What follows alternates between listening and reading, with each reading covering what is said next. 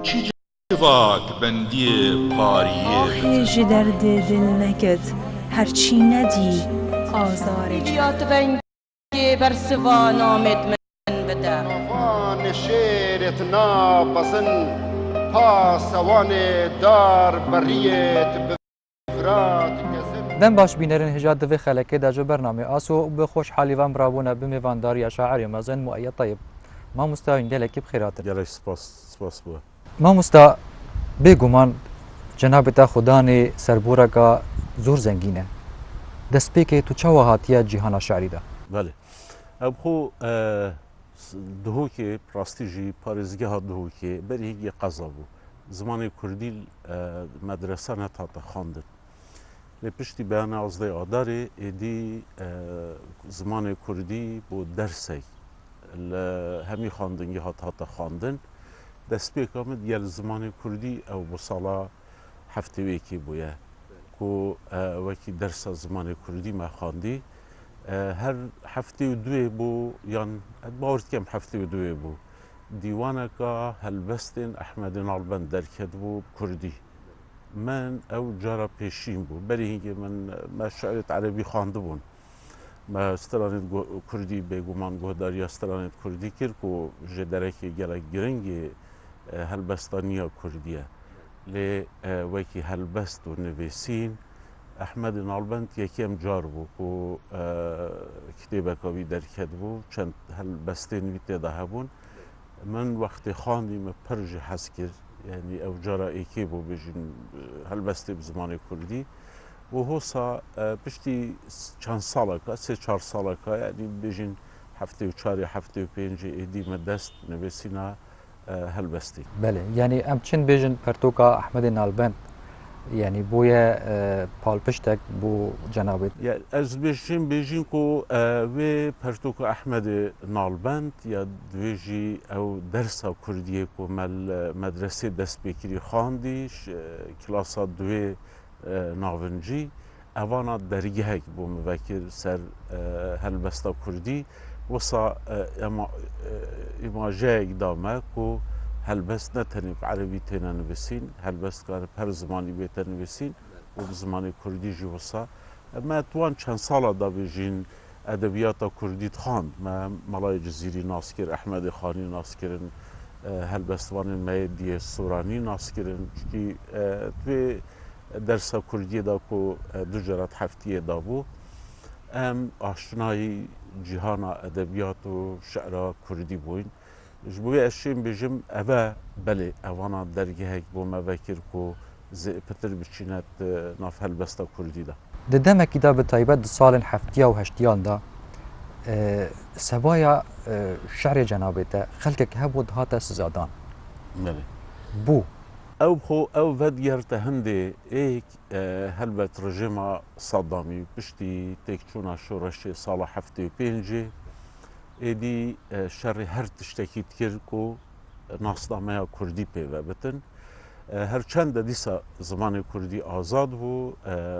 دبستان زمان کردی هبون روزنامه و کووار زمان کردی درکتن لی هر بجین هلبستک یان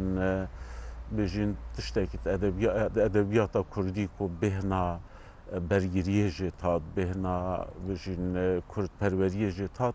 ایدی اول دش درد کتن سال هفته و نه بیرامتت من استران و بفر و آگیر یا کو پشتی چند سال نوتو دوی بو جاره ایکی هاته چاپ کرن هنگی هر کتابه که چاپ باید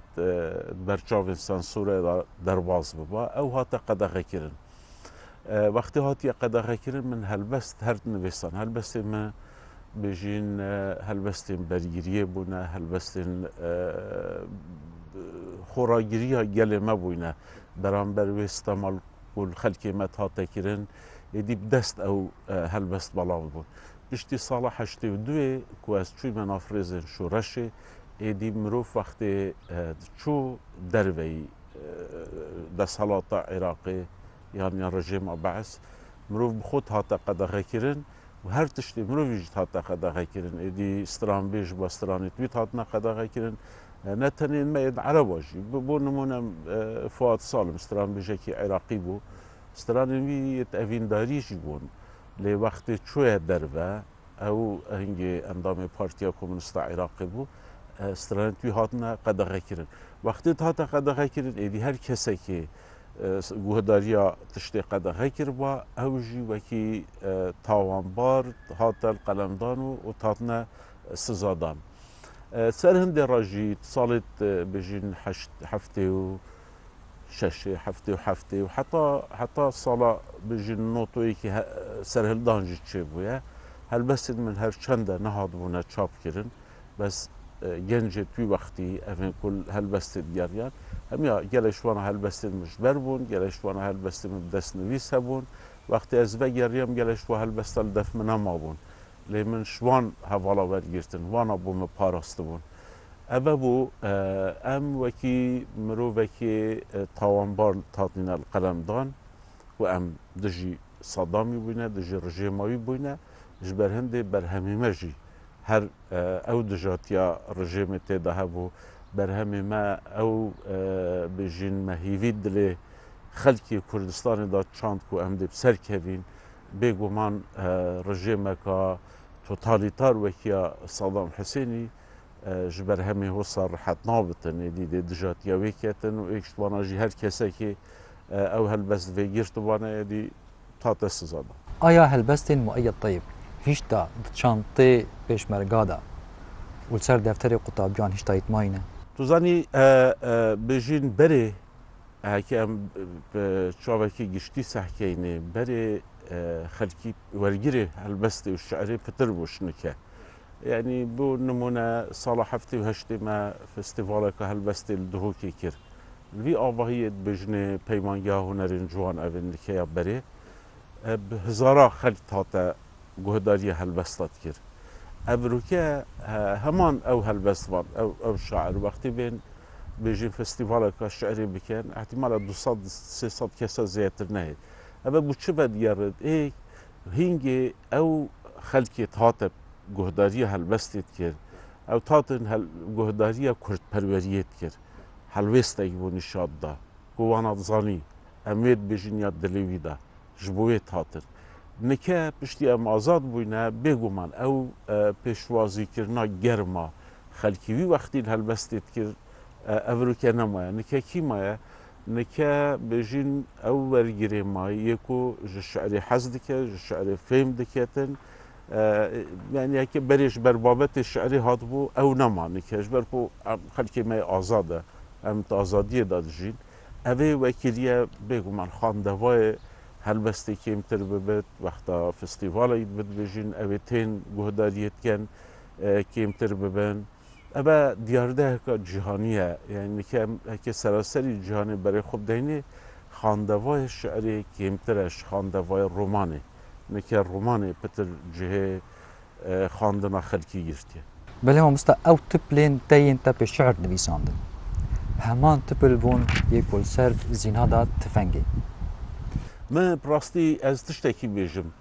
یعنی از چوی مناف شورشی از بوی ما پیشمرگلی از شر نکرینه وقتی چون وقت سردم اکیدا بیجین کو الوکی رایحاندنی دا ما کار کریه دمکی کرد بوده اما وکی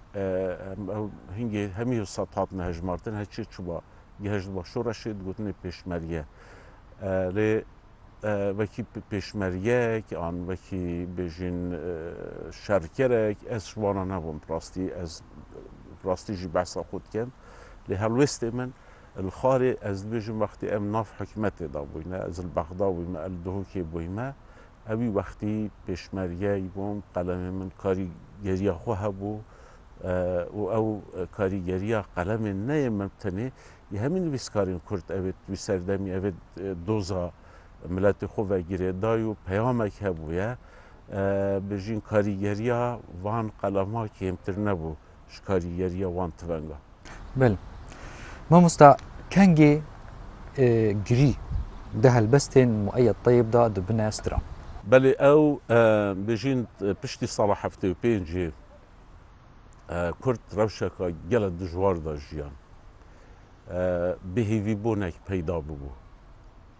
ایدی اوه بهیوی بونه تو وکی من وصا بری خود دایه هنگی وانا وصا خلکی کی شوی کی گشتی وصا بری خود دان ما شورش که مازن و گران هبویه هر شورشت شو روزه کی دان نما ایدی ما چهی وی هیا دی کنگی جارکادی شورشک رابط بگهته هزاوی شورشی و اگر گهشته هزاوی شورشی جی بجیم پلانکا درویی بشید شو روزه کی دا او شورش نمینید کواتا افتشتی امتکین بهوده بهسوده الوری او خلکی دیگریا ما او گری کی رستوران ما گوته ام تشتکی فکرت کین مادام ام سر دوزه کار روايه وما خلکی جهی جبوه دوزه جان خو فدا بکد و فداکاری بکد ام دب سر کوین ما دلمه دا اوه هبو ما باوری هبو مجید زانی نه افسانه هیه شورشک پشتی شورشک هم مازم بکه و جهرکا دیشنی توش دست بکی اوه لیتشتکی دلمه پیوی دکر کو اف دوزه گلی کرد دوزه کار روایه و خلکی جهی اوی ریکی برنادت جبوه ام دب سر کوین ایدی او سرکتن پشتی 5 ساله پشتی 10 ساله یان پشتی 100 ساله تشتی گرنگ اوه کو مروی باوری پرواتیا دوزا خواه بتن تو ناشی بد بری خوده دجمنی مش مپیستره کواته از دشکیم نه ام هکه بری خود دینه دیرو که همی گاوا وقتی شورش بوینه هیزکا بچیک زورا هیزکا مازم بریه بله ما مستا بیراتات هیت او هندك البسته وي سردامي تدويساندن بیراتات هیت بو مو تماشاوانا بيجيت اتوی سردمی ده که ام بین بری خوب دینه اس وکی شاهده که وی سردمی بویمه بجین وقتی شورش کستی هل بست ما پیچی کری وقتی کرد برینه سرگون کرینه نفی کرنه باشور عراقی بابته که هل بستامه بویه کرد گله هاتنه زندان کرن و سردمی گنجت کرد گله زندان آدابون بابت هل بستامه بویه کرد گله هاتنه سیداردان او سیداردان جی بابته که هل بستامه بویه هکی تو بری خوب ده وان هل بستید من اوید که بجین 76 حتی 82 دیروکا وی سردمی دیروک وک چوا بجین ریدانت مازن همیا رنگ ودایت هل بستید مدا ایشوان هل بستید که گله نافدار ناف خلکی دایان خلکی جی حس کریه صبح دای بو و صبح دای هشتا تاری بری روش بیت ویواری بری هیلین والا ببن بری پالا هشیار ببن منو سیدار جوانه اف هل بستن که وکی نمونه ادبیاتا بریگریه کتاب و ادبیاتا ششی آمادهی دایه یعنی کردستان همیت تا خواندن وکی نمونه که هل بستن بسردن بل ما مستا چیروکین شعری و عشقی ین کلتوری کردی گلکی دیارن و زالن هل بستن جنابی دادا حتی چرا دی اوان چیروکا خدمتا هل بستا تکید بله امزانی که هلبستا نیدا شوی که گشتی ناف همی زمانان دا ایک پناهت بنا بر میتولوژیا خو و میتولوژیا بیانی جی یعنی بجین که میتولوژیا تورات یا انجیل رنگ ودت ناف هلبستت عرب دایت بسرمان جی بجین میتولوژیا لاتینی و اشلاه که دیوه که ام بین سحکین بزاوا رومانسیت الاوروبا او همی و گریانه که لپورخو جبوه بجین لعلی خانا گووی حسما غافر هادو شرین کلا دمدم خانه لبزرین اوه وکی سمبول هلبستین مداب کار هاتیه من اف سمبولن که خلکی ما چیجه که جد بیند خلکی ما واناست کتن وقتی از بجم ولاتی من تو نه لعلی خانا گووی و از حسما غامه دا از بجم او سنگی هاتیه پرخین مجنوید ما چو اوین خلکی که زانه چکی استرانا لعلی خانا گووی حسم وقتی لعلی خان شید که پاشین هفدود بینن تخازت vegerten hesem ağat bejid drenge elverê çi dibêjim bijim berova jiyavî ez bêjim welatê mirovî ne ew e ku mirov ji bo ku êkidî destê xwe dana ser mirov dev jê berdet ji bo wê ev sîmbolên folklorî stranê me da jê derekê giring bû ne tenê bûn bu helbesta Kurdiyanî hemiye ev sîmbola bikar înayne helbestaniya Kurdî da evana helbestê kîratiyekê detê helbestê bijîn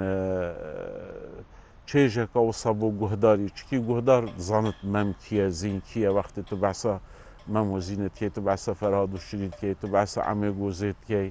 ev ê tenê hemî bijîn sîmbolên xelkê me wa naz diket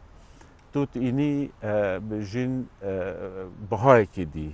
wateyeka dî de van helbesta tu xebata xwe ya bijîn ji bo serferaziyê ji bo azadiyê tu va sîmbolên xwe bikartînî ez digel wê bûm pitir min got wextê ez biçim mîtolojiya Yunanî bikarbînim xelkê me ew nav û ew peyv nebihîstîne ew vê lê biger Sîzîf kiye Zîyos kiye û heta dimahiyê lê wextê tu dibêjî Emê Gozê hemû kes vê nas diket ew pitir tête naskirin Şîraklosê girêkî bele mamosta di serbûra te ya şerî da te gelek curên şerî yên nivîsanî wek klasîk nîxwazî bo zarokan aya tu xelkîş medresa şerî de dibînît medresa şerî pirastî jî ez piçekê bêguman me eva klasîkî maweyekî Kurd nivîsa bû û ew helbestê twêrê heke tu sehkê dîwanên midanînin yani ew yê destpêkê bûn ji xwe li destpêkê me nezanî şer bi awayekî dî heye tête nivîsîn ji ber ku hem kitêbên medreseyê erebî jî da edebiyata kevin ders ser edebiyata kevin bû mirov piştî hîngê bêjîn seya bû nizanim Ebdulwehab Beyatî wana me ew nas kirin Kurdî jî da wisa bû wextê me dest pê kirî me wisa dizanî ku helbest yani kêş û serwaye wezn û qafiye bê wezn û qafiye helbest nabitin lê piştî me ji bo wê me destpêkê min destpêkê wisa dinivîsa helbesta wezn û qafiye lê ew helbestên destpêkê bûyne ez zî derbasî yani ji heftê û pêncî salekê da derbasî wî formê niye helbesta Kurdî bûn ji bo wêrê helbestên min helbesta niya Kurdî têne hijmartin divê helbestanî da bêguman wekî baxçeyekî mezin gele dar û kulîl tê de hevin min vîyaye ez divê helbestê xwe da formê çîrokê bikarbînim formê şanogeriyê bikarbînim formê stranê bikarbînim formê tenanet filmê sînemayî jî da yani çawa filmê sînemayî parça parça ne paşînê li dimayê çi hemî pêk ve ew parça hemî çîrokekê vedigêrin wisa helbestê me hebûyne wisa jî bû nimune helbesta qiflê teftîş ew temam ew teknîka bêjîn klîpkirina sînemayî têda ye wêneyekî ji vêrê wêneyekî ji vêrê em çên bêjin helbesta flash belê ji bo wê min helbesta zaroka jî me nivîsan piştî ez vegeriyayê me ve ji Swêdê me wextê kovara zaroka derxistî kepir êdî me dît em pêtivî hinde tekstê helbestê ne min wê dirkê bêjin du komêt helbesta bo zaroka binivîsayne min ew jî nivîsaye lê ez bêhtir tu xelkî rê dibînî ez pitir xwe helbestekê dibînim ku tiştekî orijinal bit yani ne çavlêkirina ne kesê bit ne çavlêkirina bêjîn medreseyeka edebî bitin ez bi xwe ez bawer dikim ku dahênan karê take kesî ye karê ferdekî ye ji bo wê ew behereya me heye digel wê roşenbîrî û serboreka دەولەمەند ژیانێدا بژین مە ئەم وڵاتێکی گەلە زۆردار ژیاینە ئەس چوویمە ئەوروپا ژیایمە وڵاتێکی گەلە ئازاد مە سەرهەلدان و پشتی سەرهەلدانێ شەڕێ ناوخۆیی بێژین ئاوابوونا حکومەتەکە کوردی ئەم هەمی مە ژیانە خۆدا دیتە مە ژیانە خۆدا دیت چەوە بێژین سۆڤێت و بلۆکی سۆسیالیزم هەرفت مە ژیانە خۆدی چەند نەتەوە ئازاد بوون و ڕزگار بوون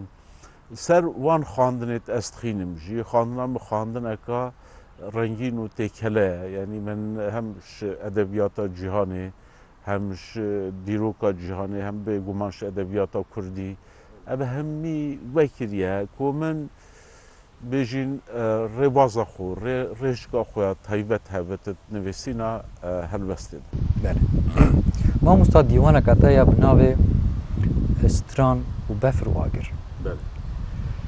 ئایا ئەڤ هەر سێ گوشێن هەمدژی ئێک چاوا دەفتە کۆم بوونە ئەو ناوێ هەلبەستێکیە بناوێ ئەوە نازبەنینەکە کەنی وڵاتی من بەفرە و کەنگی بەفر بێتانی ئەوە ستران و بەفر و ئاگر ئەف دیالکتیکە وان هەر سێ پەیوە شهاتیە ستران بێژین هەلبەستە ستران ئەو گلی و گازندەش بەختێ خۆ بێژین زێمار ئێشێن دایکە یەن خەلکی ئەوە هەممی ستران بێژین وەک سیمبۆلێکی وانە بووە بەفر و ئاگرژی بەفر هەکێت بێ عێراقی بەختی بەحسی بەفرێت کە یعنی تو بەحسە کوردستانت کێ ji ber ku befir tenê li Kurdistanê dibû. Yani sîmpola Kurdistanê. Sîmbola Kurdistanê. Ew agir jî şoreş bû. Yani em zanîn ku navê befrê de, navî vê coğrafiya befir lê de bir agirek helbûye. Ew agir şoreş e, ew agir berxwedan û xebata gelê Kurd e. Ev strane jî çîroka wê befrê wî agirî verdigerit. Ev ê bêjin ku ev her sê peyve pêk vegirê dayîn û meviya navê dîwana min pêşiyê be ji ber ku dîwana pêşiyê rastî jî heke tu bêj destpêkê heta dimahiyê her behsa wan nalînaya yê ku stran e behsa wê befrê ye ku Kurdistan e behsa wî agiriye ku berxwedana xelkê Kurdistanê. Belê mamosta eger em nûke bêjin yani nûtirîn hozan te nivîsandî çi ye tu çê dibû me bêjî parçek hema welo parçek jî. Belê nûtirîn helbesta me ew bû ku nemirinê ez divêm ne min jiyan. Heke tu şêweyekê giştî berê xwe ye helbestên me dîwana pêşiyê da ku em rewşeka gele dijwar da jiyayînê jî gelek gejbînî têda ye. Lê tu dîwana duwê da va ne dema piling bine, dema piling birsî dibin, dema mirov têr dibin. Tu berê xwe ew gejbînî berif rejbîniyê diçin. Divê dîwana min ya nike ku amade ye bo çapê, navê wê ne ba miswar diket ne axme peya diket. Vê helbestê da tu pêş pitir hest rejbîniyê dike. Ev jî rengê cihê pisyarê bitit wextê tangaviyê da wextê em bindest bûyne ez gejbîn bûyme wextekî da em berif serxwebûnê diçîn em reşbîn bûyne. Ez du destên bêdilim di nav vê deryaya har da ji bo çi avjeniya min werin ey hemî hovên avî werine min di nav vê deryaya sîr û tal da şirîntir ji xîna min çi heye. Ez du pên bêserim di nav vê daristana tarî da ji bo çi ye beza min werin ey hemî hovên bejî werine min di nav vê daristana pîr û kal da tertir ji goştê min çi heye. Ez ser û dilekê bêdest û pê me hindî me bîr e li ser vê duryana bêrê me wek kevrê Sîzîfî bi ser vî çiyayê dikevim girêl dibim بسر دکەوم نە بسەرکەفتنا خۆ شاد دبم نەژگرێت بوونا خۆ تێر دبم ئەس کیمە نە ئەزم نە ئەوم نە تۆ بۆنەوەرێکی نیڤەرۆ من هەفساڵی خۆش سەرێ خۆ پتر دەوێت من قەیدا خۆش دەستێن خۆ پتر دەوێت من خەنجەرات پشتا خۆڕا ji birîna xwe pitir divêt min celadê xwe ji canê xwe pitir divêt ez kî me bonewerekê ji xwedawendên xêr û şerrî kîvî me ne cêraxa me erde ne pêraxa me esman ne xwedawend min az dikin ne ehrîmen û şeytan ne mirinê ez divêm ne min jiyan ez kî me بۆنەوەرێکیش ئەرد و ئەسبانا بێهیڤی me dema birsî dibim minan nevêt ji tirsa tofanê dema têhnî dibim mi baran nevêt ji tirsa tofanê dema bimrim jî mi nevêt ji gorê xwe yê tengotarî rabim ji tirsa dilovanê dilovîn û roja heşr û mîzanê ez çi me ne ezim ne ewim ne to efsaneyeka seyr û bonewerekê nîverû herdem mirî dê celadê xwe me û têhniyê xîna xwe ne erd min az diket ne esman ne mirinê ez divêm ne min jiyan بله زۆر جانە مامۆستا مامۆستا تو بۆ ماوەکی درێژ لە وڵاتی سوید مایی وڵاتی غەریبیە ئەvê çendê çi kartîkirin hebûn ser helbestên te ew salên ku ez li Swêdê jiyayim ku 13 sal bûm rastî bijîn min gelek helbest nenivîsayne yani çi bitin 10-12 helbestek min nivîsan bin an ne divê coğrafiyê da û em dîr bûyne ji Kurdistanê hindek helbestê xemgîn wekî helbesta dihûr wekî hindek helbestên dî min nivîsan bûn lê vê dîratiyê ser bijîn karekê negetîv ser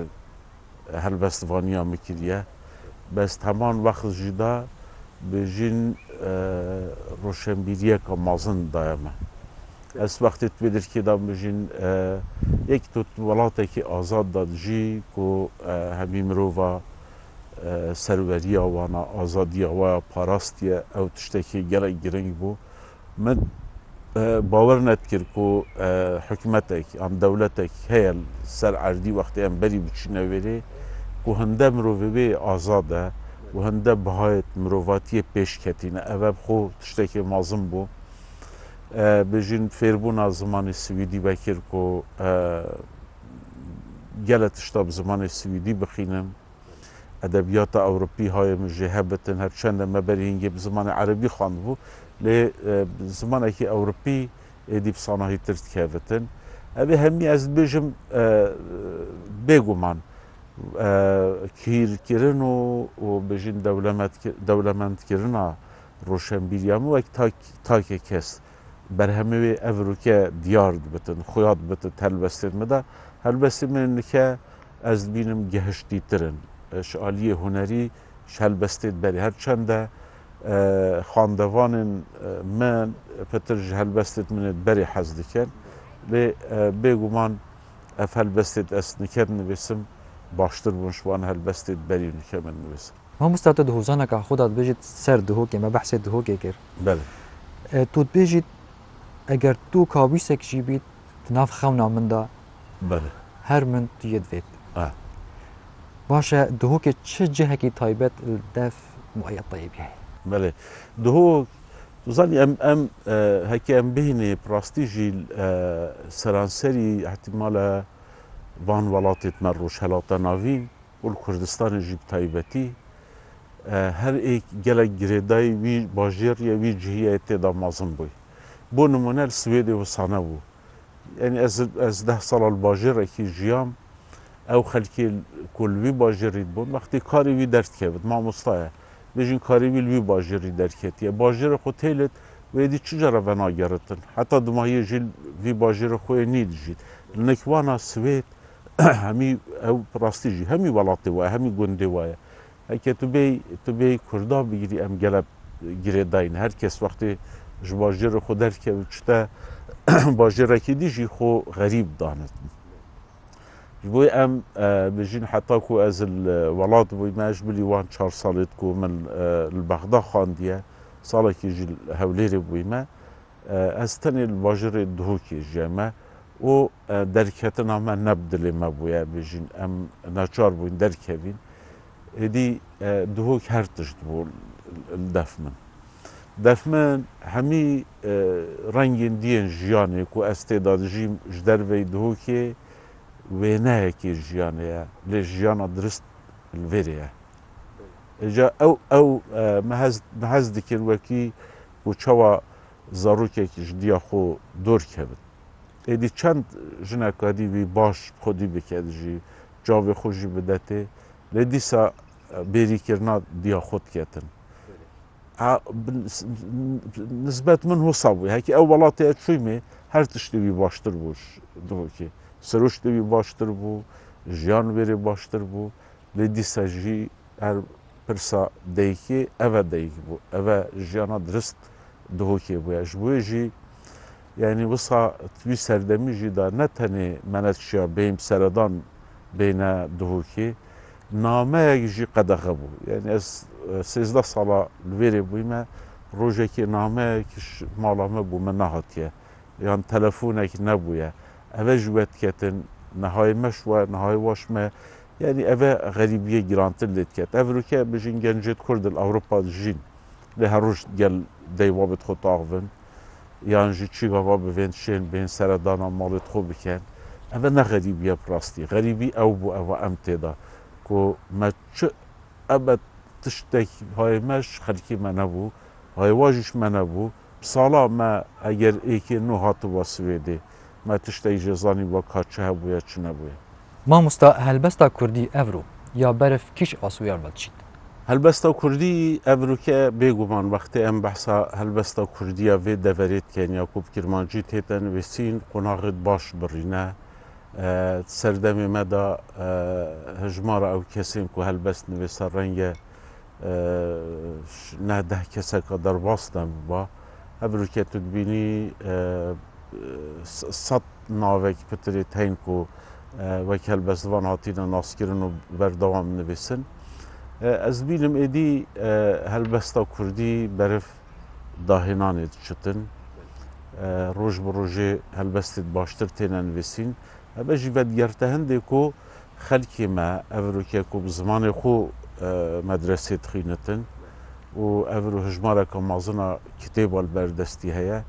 bêguman zimanê xwe da bijîn rehwantir e û şarazattir e lê demînê dîsa girêdayî vê behreyek mehebit behreyeka bêt ku bijîn nişkekê ve êdî gelek bilindtir bi bi tiş vê helbesta evrokê me hey gelek helbestên me evrokê hemî li astekî ne yan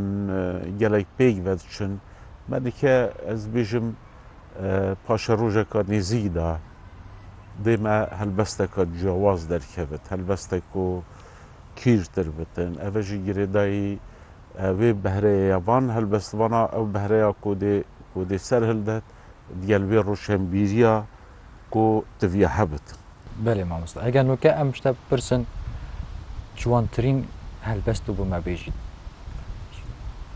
جوانترین هلبست ez nabêjim جوانترین هلبست yani ez behsa tiştekî kem bêjim heke ev rewşa عراقی دا تیدا دروازد بتن از 4 سالاکا وی داوی البغدا بوم اکی اندام پرلمانی دی هلبستی سر روش عراقیه از عراقی وسط بینم دجله و فرات دو ریبارن روندکانه ریه گورستان اکی دا تین خار ناوه وی عراق گورستان اکی جانن سکرات گرتی دناف روپل اندیرو که دا بخول گوره که دیگرید بری همی کلین و بینه کرید کرن بری همی مریت و بینه فهید کرن ای زارو کنشنی رابوین وستیکا ای پیرو کالن هشتا خل سرپیت خود گرن یان بار بکن یان بس بمرن الوی گورستانه جه چه گورن دی نمایه دجله و فرات دو دستین خمگینن بسر چاوین زلن گورستان کامری دا تین خار ناوی به عراق سپاس بو برنامه و هیویا سرکفتنی بو اتخازم برنامه و بلا ببتا پنجرک روشنبیریا هلبست و هلبستوانیا کردی بگهین تا خاندوا و ورگیرمه بله بینران حتی اما هین و دیدارک دیتر بمینن شاد و بختور گورک لزوزانا گورک لدشته به دست خو دست خوشیشت به دست خود پارچه اکاشید که خو پیچا به دست خو کرد بن آخه و کیل یکا سپی لسر دانا به دست خو جل سر نویسی اف کوم آخا سار نگو رازارو که کیه دیکاوی پریکا روی و بویو دست آدا مری اف برجی نه پاشمای کیلو ویلانه یا برکا زارو کنه تاریه بسردا گرتی اوه کیل دست پیشمریه کیل هیویا دست دی گردن آوی آزا که ولاد دما دست وی دیو همی پارچن لشویجه و بوی اول ویرن نما بو پارچه لشی خوش آخه ویدت وی زاروکه که ساوال برمل خوب بکت و را دستی گورا خویا بره بکت گورا کادی بو هاتا کولان مزنتر شیا بره کل یکادی لسر هاتا دانان بچکتر شیا بره او کلی حتی افروجی الهیویا دستکی سر بنویسید او گورا پیشمرگه که همی تمن خو به هستا که آخه نبو نکه دو گورنوی هنه ایک لزوزانا ایک لدشته ایک بو هفشی پازی یدی بو درازین کا کوچ کا قاتل وی گردنات آزا ولات بو چی جواک بندی پاریه آهی جدر دل نکد